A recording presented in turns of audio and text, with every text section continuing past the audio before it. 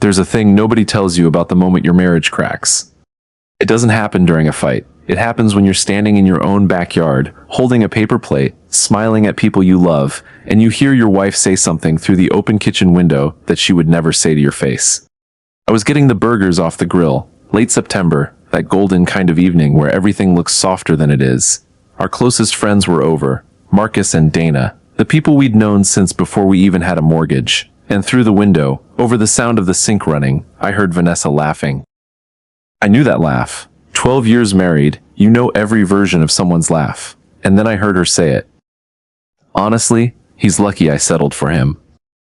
Settled.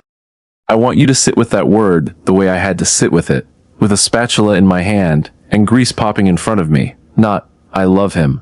Not, he's a good man. Settled. Like I was the option you take when the better ones don't call back. Like 12 years, 2 kids, a house we built from nothing. All of it was just her lowering her standards and being kind enough to stay. I didn't drop the plate. I didn't storm in. That's not who I am. And honestly, that's part of this whole story. I just stood there. I plated the burgers. I carried them to the table. I asked Marcus if he wanted another beer. And the whole time there was this sound in my ears like a phone left off the hook. She smiled at me when I sat down, squeezed my hand, and I smiled back, because that's what I do. I'm the steady one. I'm the guy who fixes the leak, covers the bill, keeps the peace. I'm the guy who lets things go. But something didn't let go that night. Something just sat down inside my chest and stayed. I told myself it was a joke. People say dumb things at parties. I told myself I'd misheard. I told myself 100 things over the next 3 days. The way you tell yourself a bruise doesn't hurt if you just don't press on it. And then, on the 3rd day, Vanessa came home different. Soft. Warm in a way she hadn't been in a long time. She made my coffee the way I like it. She sat on the arm of my chair. She put her hand on the back of my neck. And she said, "Babe, I need you to do something for me."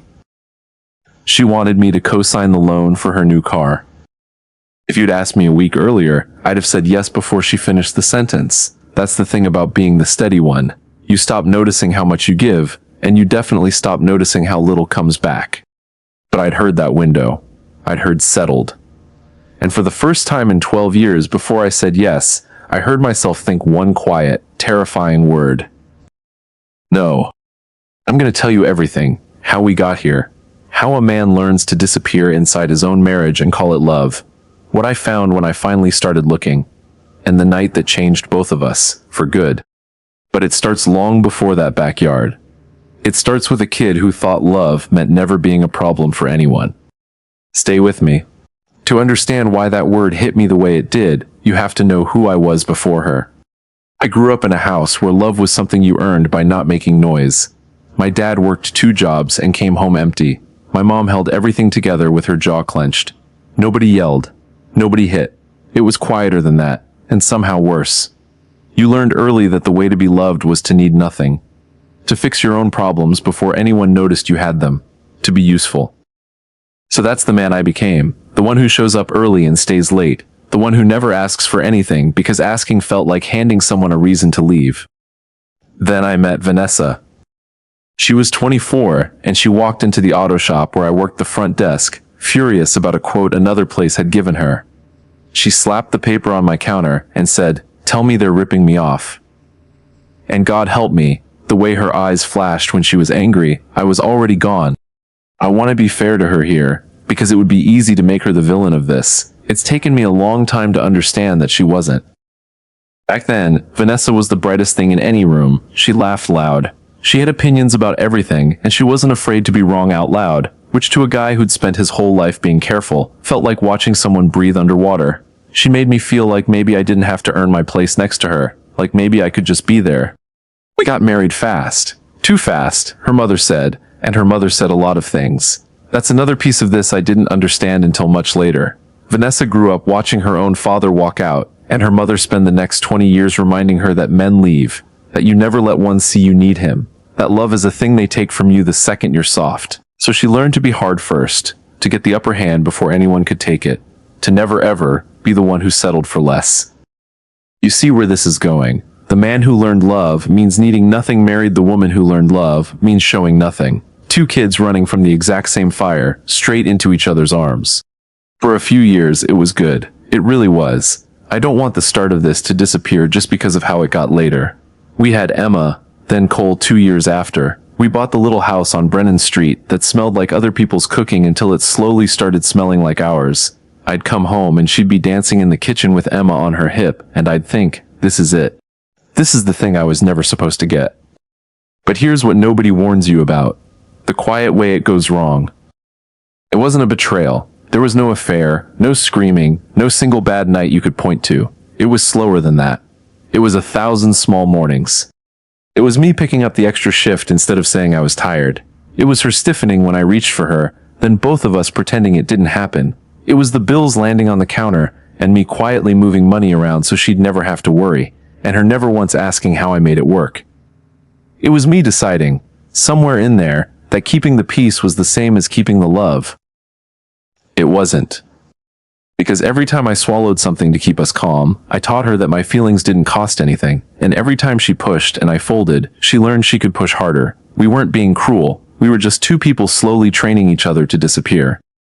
By year 10, we barely talked about anything that wasn't logistics. Who's getting coal? Did you pay the water? We were excellent partners and total strangers. And the worst part is I told myself that was maturity. I told myself this is what marriage becomes. This is the deal. You trade the fire for the foundation. I really believed that.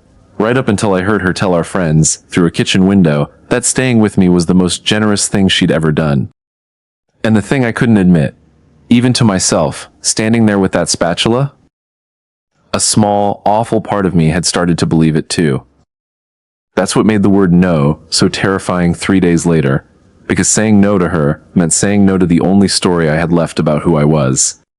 Let me take you back to that third day, the day of the coffee and the hand on my neck and the car. But first I need you to understand what that car loan actually was, because at the time even I didn't fully get it. For about a year, money had felt strange in our house, not desperate, just off, like a picture hanging slightly crooked that you stop noticing because you see it every day. Vanessa had always handled her own checking account. I handled the house and the bills, and somewhere along the way we'd stopped looking at the whole picture together. That was supposed to be trust. Now, I think it was just two people who didn't want to know. She'd been driving a paid-off Corolla for years. Good car, boring car. And lately she'd started talking about how Dana had just gotten a new SUV, how everyone at her work was driving something nicer, how she felt like she was the only grown woman still in a car with 140,000 miles on it. I didn't think much of it. People want nicer things. That's not a crime. So when she came to me that morning, all warmth and soft hands, I almost didn't hear the actual request under all the affection. She said she'd found the car. A used SUV, certified, not crazy money. She'd already been to the dealership. She'd already test-driven it. It turned out, started the paperwork. There was just one problem. Her credit wasn't strong enough on its own. The rate they offered her alone was brutal. But with me as a co-signer, with my name and my score behind it, the payment dropped to something reasonable. It's just a signature, she said, smiling. You're so much better with this stuff than me anyway. And there it was, that little phrase, you're so much better at this. It sounds like a compliment. It had sounded like a compliment for 12 years. But standing there, with settled, still ringing in my ears, I finally heard it for what it had quietly become. It meant, this is your job. Carry it. Like you carry everything. And don't make it a thing. Now here's where I want to be honest about my own cowardice. Because the old me, the me from even a week before, would have signed it. Not because I'm weak. Because saying yes was easy, and saying no was a fight, and I had spent my entire life avoiding the fight by paying for it myself. But something had shifted. So instead of saying yes, and instead of saying no, I did the most rebellious thing I'd done in years. I asked a question. I said, "Can I see the paperwork first?" The temperature in the room dropped about 10 degrees. Her hand came off my neck. The softness flickered, just for a second, like a TV losing signal, and she said, "Why? Don't you trust me?" And I want you to notice something, because it took me weeks to notice it myself. I had asked to see a financial document I'd be legally responsible for. And somehow, in under 5 seconds, I was the one who'd done something wrong. I was the one who had to apologize. The accusation wasn't about the car anymore. It was about my loyalty, my love, whether I was a good husband. That's a thing that happens in relationships like ours, and maybe you know it. The conversation is never about the actual thing. It's always about whether you're allowed to bring the thing up at all. So I backed down. Of course I did. Old habits. I said, no, of course I trust you. I just like to know what I'm signing. And she softened again, immediately, like the sun coming back out, and that's when I felt the cold all the way down.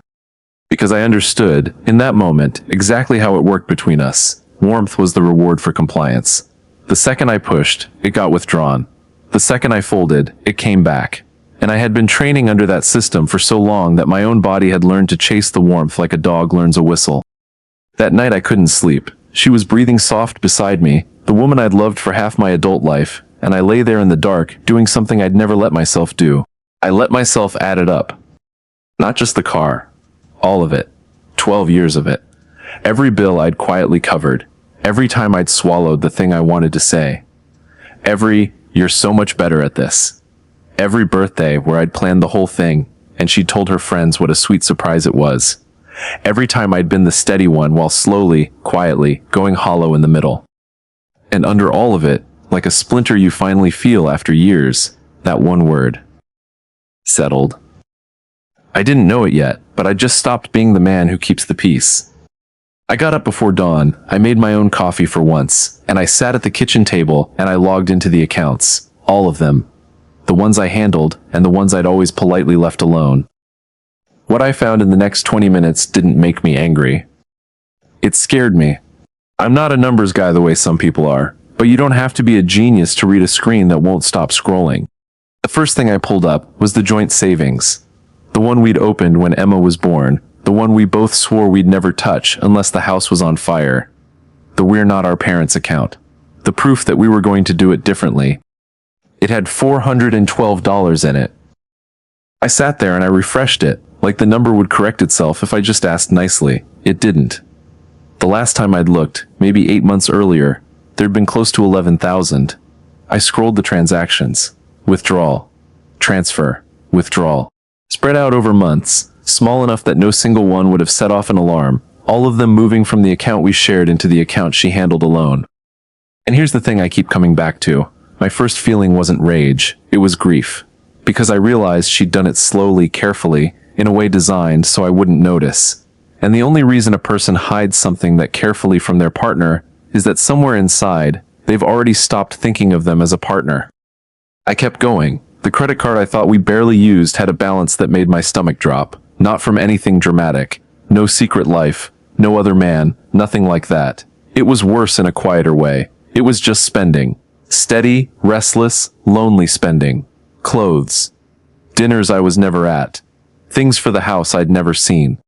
The slow, expensive sound of a person trying to fill something that money was never going to fill. And the car. The certified, not crazy money, SUV. I found the email confirmation of the price she'd actually agreed to. It was $9,000, more than the number she'd told me that morning over coffee. 9,000. She hadn't just asked me to cosign a loan. She'd asked me to put my name and my credit on the line for a debt she'd already lied to me about the size of, to replace a car that ran perfectly fine, using savings we no longer had, while telling our closest friends that staying married to me was an act of charity. I want to tell you I felt powerful in that moment. The truth is I felt about 9 years old. I felt like that kid again, the one who learned that the way to be safe was to need nothing and ask nothing, and just keep the house standing. And I understood, sitting there in the gray morning light, that I had built my entire marriage out of that exact same fear. I had made myself so easy to take for granted that I'd practically handed her the instructions. Because here's the part I can't let myself off the hook for. She didn't do this to a man who was fighting for himself. She did this to a man who had spent 12 years teaching her, gently and consistently, that his needs would never cost her anything. I wasn't innocent. I was complicit in my own disappearance. I heard the floor creak upstairs. The kids would be up soon. She'd be down in a few minutes, and there'd be the morning routine, the lunches, the half conversation about the day, the whole machine of our life rolling forward like nothing was different. And I had a choice to make that I'd been avoiding for years. I could close the laptop. I could let it go, the way I let everything go. I could sign the loan, keep the peace, stay the steady one, and slowly finish vanishing. There was a real pull to it. Peace is addictive when conflict has only ever cost you. Or I could do the thing that terrified me more than the debt, more than the lie, more than any of it. I could tell the truth, out loud, to her face. I closed the laptop. I didn't decide yet. I'm not going to pretend I had some heroic clarity, because I didn't. I just knew that the man who signed that loan, and the man I wanted to be in 10 years could not be the same person. She came down at 7:15. Hair up, work clothes, phone in her hand. She kissed the top of my head on her way to the coffee, casual, automatic, the kiss of a woman who had no idea anything had changed. "You're up early," she said. "Couldn't sleep," I said. "You okay?" And I looked at her. Really looked, the way I hadn't in a long time. And under the hardness, under the woman who'd said settled, for just a second I saw her. The girl from the auto shop. The one who'd been taught that the moment she let a man see she needed him, he'd be gone. "I'm fine," I heard myself say. Old reflex. Keep the peace. But this time I added something. 5 words I hadn't planned and couldn't stop. "We need to talk tonight." She paused, just for a beat, coffee halfway to her mouth. Something crossed her face that I'd almost never seen on her. Fear. That whole day stretched out like a held breath. I went to work, and I don't remember a single thing I did. I kept rehearsing it in my head, the conversation, except every version turned into a fight, and every fight ended with her crying or me apologizing or both. I'd never been good at this part. I could fix a transmission blindfolded, but I couldn't say "you hurt me" without my throat closing up. She texted me around noon. Just a "you sure everything's okay?" with no kiss at the end, which from Vanessa was practically a wellness check. I wrote back, "Yeah, talk tonight." 3 little dots appeared, disappeared, appeared again. She never sent whatever it was. I think that's when I knew this was going to be real, because she was scared too. And in 12 years I'd somehow convinced myself she didn't have anything to be scared of, that she had all the power and I had all the giving. But fear doesn't show up in someone who has nothing to lose. We got the kids fed and down. Emma fought it like she always does. Cole went easy. By 9 the house was that specific kind of quiet a house gets when the children are finally asleep and the grown-ups can stop performing. Vanessa sat on the far end of the couch. I sat on the other. The space between us felt like a state line. I'd planned to lead with the accounts, the savings, the card, the $9,000. I had it all lined up like evidence. I was going to be calm and devastating. I was going to finally win one. But that's not what came out. What came out quiet before I could stop it was, "I heard you," at the barbecue, through the kitchen window. She went still. "You told Marcus and Dana you were lucky you settled for me." I watched it land. I watched her face do the thing faces do when they're deciding whether to deny it. And to her credit, to the small piece of the old Vanessa still in there, she didn't deny it. She closed her eyes. "I didn't mean it like that," she said. "You meant it exactly like that," I said. "Not cruel, just tired." "I've heard you mean things you didn't mean for 12 years, Van. I know the difference now." That whole day stretched out like a held breath. I went to work, and I don't remember a single thing I did. I kept rehearsing it in my head, the conversation, except every version turned into a fight, and every fight ended with her crying or me apologizing or both. I'd never been good at this part. I could fix a transmission blindfolded, but I couldn't say "you hurt me" without my throat closing up. She texted me around noon. Just a "you sure everything's okay?" with no kiss at the end, which from Vanessa was practically a wellness check. I wrote back, "Yeah, talk tonight." 3 little dots appeared, disappeared, appeared again. She never sent whatever it was. I think that's when I knew this was going to be real, because she was scared too. And in 12 years I'd somehow convinced myself she didn't have anything to be scared of, that she had all the power and I had all the giving. But fear doesn't show up in someone who has nothing to lose. We got the kids fed and down. Emma fought it like she always does. Cole went easy. By 9 the house was that specific kind of quiet a house gets when the children are finally asleep and the grown-ups can stop performing. Vanessa sat on the far end of the couch. I sat on the other. The space between us felt like a state line. I'd planned to lead with the accounts, the savings, the card, the $9,000. I had it all lined up like evidence. I was going to be calm and devastating. I was going to finally win one. But that's not what came out. What came out quiet before I could stop it was, "I heard you," at the barbecue, through the kitchen window. She went still. "You told Marcus and Dana you were lucky you settled for me." I watched it land. I watched her face do the thing faces do when they're deciding whether to deny it. And to her credit, to the small piece of the old Vanessa still in there, she didn't deny it. She closed her eyes. "I didn't mean it like that," she said. "You meant it exactly like that," I said. "Not cruel, just tired." "I've heard you mean things you didn't mean for 12 years, Van. I know the difference now. Because I finally understood we weren't a good person and a bad person. We were two scared people who'd loved each other badly because nobody had ever shown either of us how to do it well. And that's where the night could have ended. With the truth on the table, both of us wrecked, the marriage finally honest and finally, maybe over. But it didn't end there. Because then she looked up at me, mascara everywhere, and asked me the hardest question anyone's ever asked me. "Do you even want to fix this? Or did you just need me to know that you know?" And I realized I didn't have an answer yet. "Do you even want to fix this?" I sat with that question longer than was comfortable, long enough that I saw her start to brace for the answer, pulling herself in the way she does, getting ready to be left. And here's the honest truth. In that moment, I didn't know. Part of me wanted to say no. Part of me wanted to finally be the one who walks, after a lifetime of being the one who stays. There's a kind of revenge in leaving someone right when they've admitted they need you. I'd be lying if I said it didn't cross my mind. But I looked at her really falling apart in front of me for the first time in years, and I thought about Emma and Cole asleep upstairs, and I thought about the auto shop and the way she'd slapped that paper on my counter, and I said the only thing that was true. "I don't know if I can fix it," I said.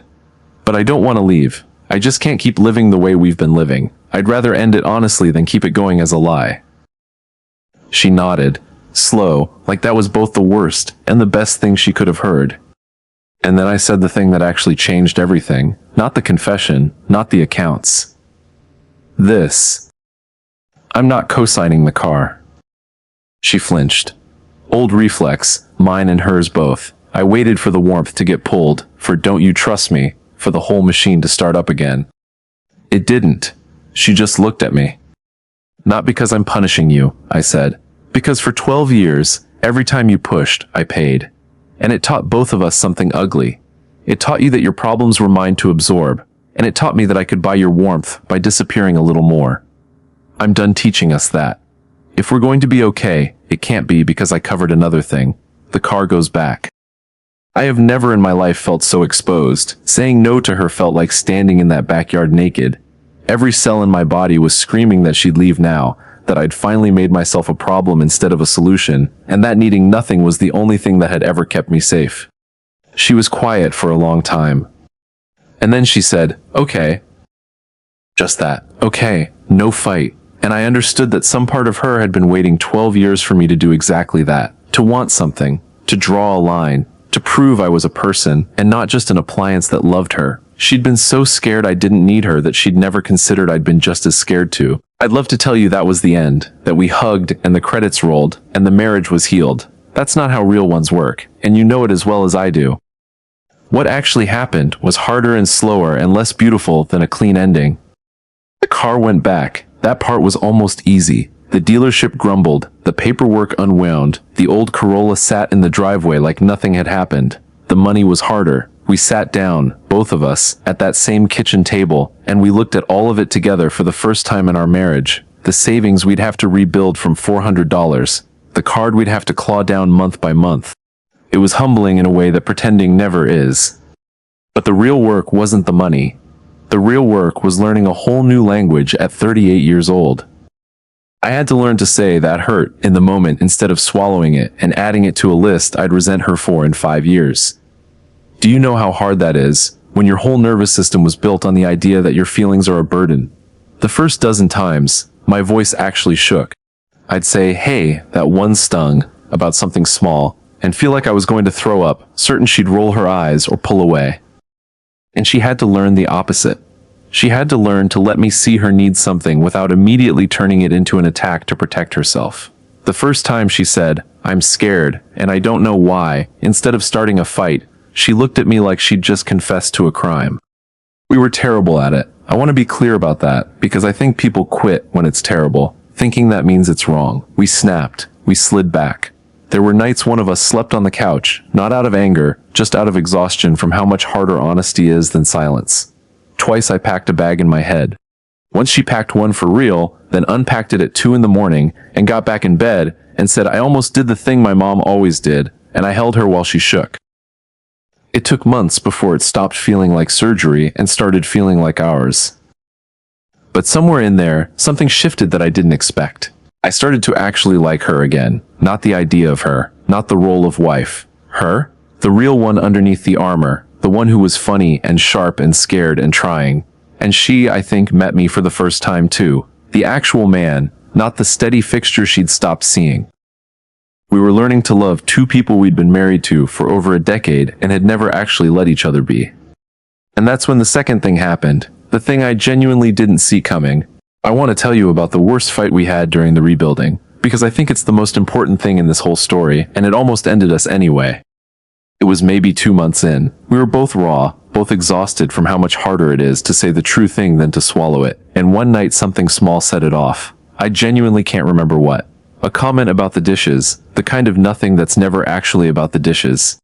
But this time, instead of me going quiet and her going hard, we both reached for the old weapons at the exact same moment. She said something designed to make me feel small. And for the first time in 12 years, instead of taking it and filing it away, I said something back designed to make her feel like the bad one. I went for the throat. I said, "This is why you have no real friends, Vanessa. This is why people only like the version of you at parties." The second it left my mouth, I wanted to catch it in the air and stuff it back in. She went white. And then she did the thing her mother taught her. She got cold and final, and she said, "Maybe we should just stop pretending this is going to work." And there it was. The door. The one we'd both spent our whole lives expecting somebody to walk through. The easiest thing in the world right then would have been to let her have it. To say fine, and go sleep at my mother's, and let this whole exhausting experiment die a clean death, and tell myself at least I'd tried. I actually got up. I got my keys. I had my hand on the front door. And I stopped. Because I realized that walking out right then wouldn't be standing up for myself, the way leaving sometimes is. It would be the oldest move I had. It would be me running back to the safety of needing nobody, the second things got too real. Leaving would feel like strength. It was actually just fear wearing a tougher jacket. So I put the keys down, and I did the single hardest thing I have ever done, harder than the hospital, harder than the confession. I turned around and I said, "That was cruel, and it wasn't true, and I'm sorry.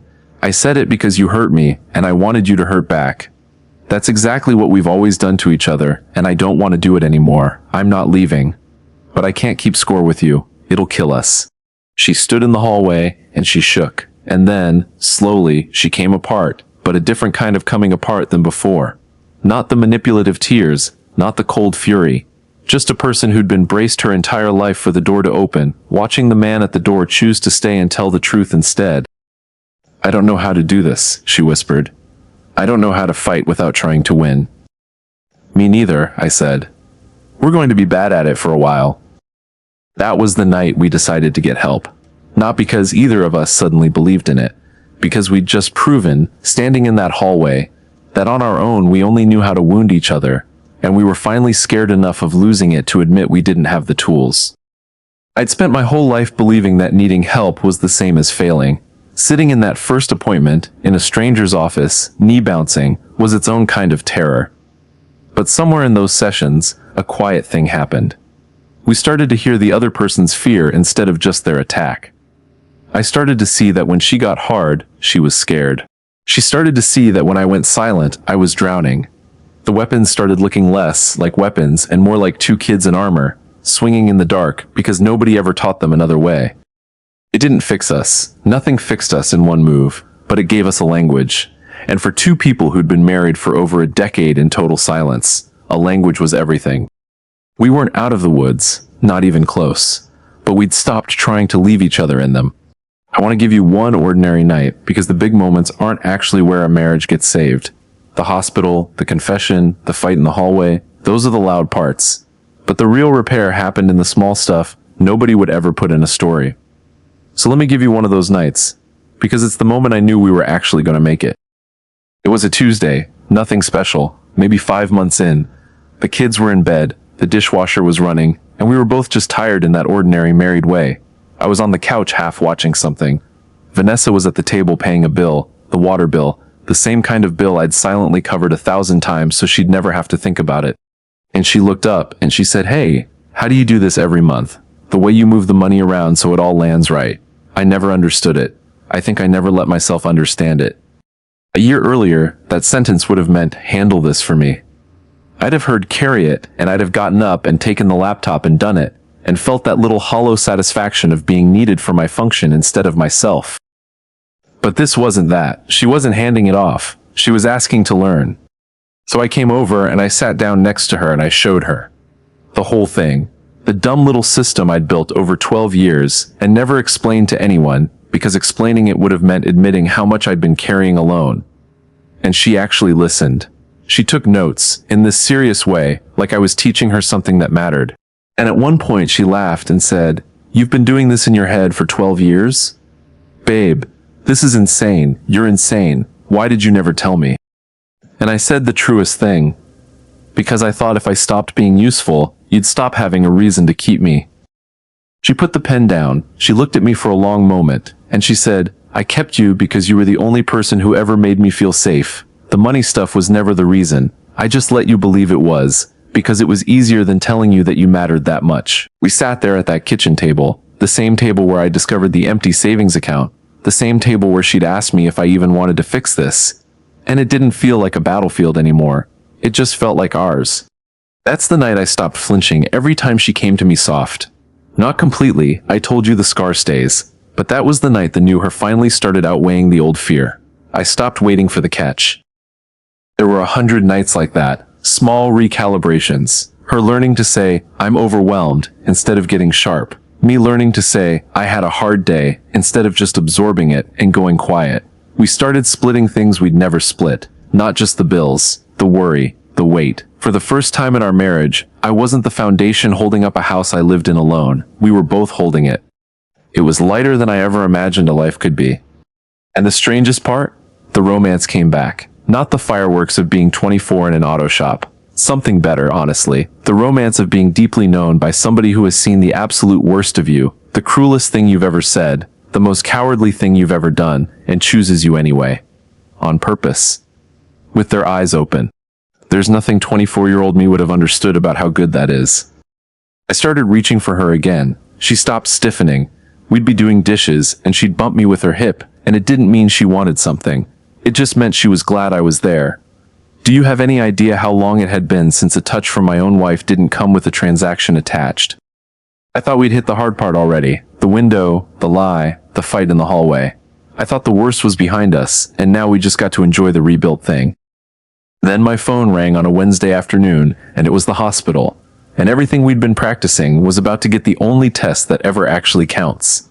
The phone said the hospital. My mother had had a stroke. I'm not going to walk you through all of it, because if you've ever gotten one of those calls, you already know the floor that opens under you. What I want to tell you about is what I did in the first 30 seconds, because that's the whole point. The old me, the one from a year before, would have handled it alone, driven over, made the calls, sorted the kids, slept in a plastic chair, and never once told my wife I was drowning, because telling her would have made me a burden. That was my entire operating system. Need nothing. Carry everything. Earn your place by never being a problem to anyone. But I'd been practicing something new for months. So instead of, "I've got it, don't worry," I called Vanessa, and I said the words that used to feel impossible in my mouth. "I need you. I can't do this one alone." There was no hesitation. She was an hour away at a work thing. She left it. She got Emma, she got Cole, and she showed up at that hospital with a bag of my clothes and a phone charger and a coffee made exactly the way I like it. She sat next to me in that awful waiting room and held my hand while I came apart in a way I had never let anyone see. And somewhere around 2 in the morning, the old reflex kicked in, and I apologized. I said, "I'm sorry, you didn't sign up for this. I'm sorry to put it on you." She looked at me, and she said something I'll carry for the rest of my life. "This is what I'm for. You've carried this whole family for 12 years and never let me lift a single thing. Let me carry you. Please, I have been waiting to." I broke all the way down then. Not just about my mother. About 12 years of believing the only way to be loved was to never need it. And finding out, at the worst possible moment, That the woman I married had been standing right there the whole time, ready, just waiting for me to let her in. My mother made it, by the way. Slower now, weaker on one side, but here. And that terrible night did more for us than any careful conversation on a couch ever could, because it was the first time we were the people we'd been trying to become when it actually counted. Not in theory, in the real, ugly middle of it, and we held. Let me jump ahead a few months, because the car came back around, and it's the part that still makes me smile. One evening Vanessa came to me, soft, the way she'd been that first morning over coffee, and for half a second my whole body tensed, because my nervous system still remembered exactly what soft used to mean. Here comes the ask. Here comes the thing I'll have to carry. But she sat down across from me and slid a folder over, and it was numbers, her own numbers, her credit, a budget she'd built herself, a plan for a car she could actually afford on her own, no cosigner, a smaller car than the SUV, nothing flashy. I'm not asking you to sign anything, she said. I just wanted you to see it. I wanted you to know I can carry my own thing now. Her voice caught. I needed you to know that before. So that if you stay, it's because you want to. Not because I made it impossible to leave. I looked at that folder, and I didn't see a car. I saw a woman who'd spent her whole life believing the only way to keep a man was to make herself necessary, finally learning that she could just be wanted instead. We bought that little car together. Both our names, her income, her plan. And I co-signed that one. Gladly. Because the same signature, on the same kind of paper, can mean two completely opposite things depending on what's underneath it. The first time, it would have meant carry me. This time it meant, I choose you, and you choose me, and we are doing this on purpose. I know how this sounds. I know it sounds like it all wrapped up in a neat little bow. So before I tell you where we actually landed, I have to be honest about the part that didn't heal, the scar we both still carry. Because if I let you believe that love just fixes everything, I'd be lying to you the same way we lied to each other for 12 years. Stay with me, we're almost there. Here's the part I promised. The part that didn't heal clean. We're good now. I need you to hear that first. 2 years out from that kitchen window, and we're genuinely good in a way we never were in the easy years. But good is not unbroken. And anybody who's clawed their marriage back from the edge will tell you the same thing. I still flinch sometimes. She'll come to me soft, with a real, ordinary request, nothing behind it, and for half a second my whole body goes cold and braces to be used. That's the scar. 12 years of confusing warmth with a transaction doesn't just evaporate because we got honest. I have to consciously talk myself down. I have to remind myself that this is the new her, that soft means soft now, not setup. And she has her version of it. There are still nights she goes quiet and pulls in on herself, and I know she's fighting that old voice, her mother's voice, the one that says letting me see her need anything is handing me the door key. I'll catch her bracing for me to leave over something small, and I'll watch her force herself to stay open instead of striking first. Sometimes she loses that fight. Then we have a bad night, and we start over the next morning, because that's the actual deal nobody puts in the vows. You don't fix it once. You choose it again and again, on the tired days, on the scared days, forever. That's the truth about the marriages that make it. They're not the ones that never broke. They're the ones where two people decided the repair was worth more than the pride. If you've made it this far with me, into the part of the story that isn't pretty, I think you might be one of the people who actually gets that. So let me ask you to do something. If anything in this has felt like your own house, like your own kitchen window, take a second and subscribe. I tell these stories, the real ones, the ones that don't wrap up in a bow, every single week, and I'd like you here for the next one. Because here's where we actually landed. A few weeks ago we were at another barbecue. Same friends, Marcus and Dana, same backyard, same time of year, that same gold light, and I was at the grill again, and the kitchen window was open again, and I heard Vanessa talking to Dana. I won't pretend my heart didn't stop for a second. Some wounds know the exact time of year they happened. And I heard Dana say, half teasing, "So are you two like, annoyingly happy now, or what?" And I heard my wife, who 2 years ago called staying with me an act of charity, go quiet for a moment, and then she said, "No, we almost didn't make it. We did everything wrong for a really long time." A pause. "But that man out there is the bravest person I know. He needed me, and it scared the hell out of him, and he did it anyway. I don't know what I did to deserve somebody who'd fight that hard to stay." I stood there with the spatula in my hand, grease popping, exactly like before. Same yard, same window, same man. Except I wasn't the same man, And she wasn't telling our friends she'd settled. She was telling them she'd been chosen, and that she'd chosen back. I didn't go in and make a thing of it. I just flipped the burgers and let it land, the same way that other sentence had landed 2 years before, and I let it fill in some of the hole the first one had left. Not all of it. The scar's still there. But enough. People always want the dramatic ending, the one where he leaves and slams the door, and you cheer. And listen, sometimes that's the right ending. Sometimes you should leave. I'm not here to tell anybody to stay in a fire. But that's not our story. Our story is two scared people who almost let fear write the ending for them and didn't. Who found out that the same word, settled, can either be the cruelest thing your wife says about you through a window, or the thing you finally stop doing to yourself. I stopped settling for a marriage where I had to disappear to be loved. And so did she. That's the whole thing. That's everything I know. So let me leave you with the question I keep coming back to, and I really want your answer, because I read these. If you'd been standing at that grill, with that spatula in your hand, and you'd heard the person you built your whole life with say they settled for you, what would you have done? Would you have signed the loan and kept the peace? Or would you have finally, terrifyingly, said no? Tell me in the comments. I'm reading every one.